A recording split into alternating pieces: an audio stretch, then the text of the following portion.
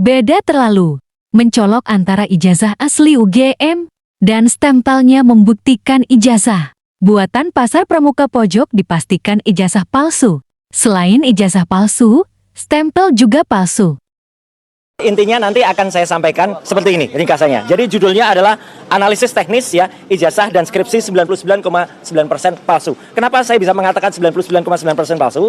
Itu nanti akan ada historisnya. Di mana pertama kali ijazah itu muncul fotokopinya itu pada saat di Fakultas Kehutanan UGM diterangkan oleh Dekan Fakultas Kehutanan waktu itu Dr. Sigit Sunarta pada tanggal 24 Oktober tahun 2022. Ini websitenya, YouTube-nya bisa dilihat. Kemudian di sini keterangannya. Nanti di dalam kalau ada waktu saya putar YouTube-nya, ya. Makanya ini ada ringkasannya. Kemudian ada juga, nah ini yang membuat gaduh sebenarnya. Unggahan dari politisi PSI namanya Dian Sandi, ya pada tanggal 1 April 2025. Ini sebenarnya yang bikin gaduh. Karena pertama kali dia upload dan dia tuliskan asli. Dan ini adalah berwarna. Kalau Sigit Sunarta tadi hitam putih, fotokopi. Kalau ini berwarna. Jadi inilah yang kemudian membuat bisa dianalisis. Ada dianalisis fotonya, fontnya oleh Dr. Respon dan lain sebagainya. Tapi yang penting, karena berwarna dan ini sifatnya adalah elektronik, Dian Sandi mengungkap setelah elektronik mengunggahnya. Maka kita periksa dengan elektronik atau digital forensik. Caranya adalah dengan menggunakan namanya ELA. ELA itu Error Level Analysis. Ini contoh ELA. Kalau ijazah yang benar, maaf saya contohkan ijazah saya. Ya, kalau diperiksa ELA, ini masih akan kelihatan ijazahnya, ini hasil dari ELA.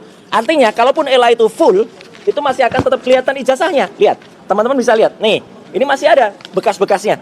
Tulisan-tulisannya masih ada. Logonya pun juga masih ada. Nah, saya uji yang berwarna tadi, miliknya Joko Widodo, ketika diperiksa pakai error level analysis, pakai ELA. Hasilnya apa? Rusak. Jadi ini bukti sudah ada rekayasa. Logonya tidak kelihatan lagi, pas fotonya juga tidak kelihatan lagi. Dan kalau full, jadinya seperti ini. Artinya, kesimpulan yang pertama, hasil dari ELA, error level analysis, ijazahnya Joko Widodo itu sudah ada rekayasa atau sudah ada editing.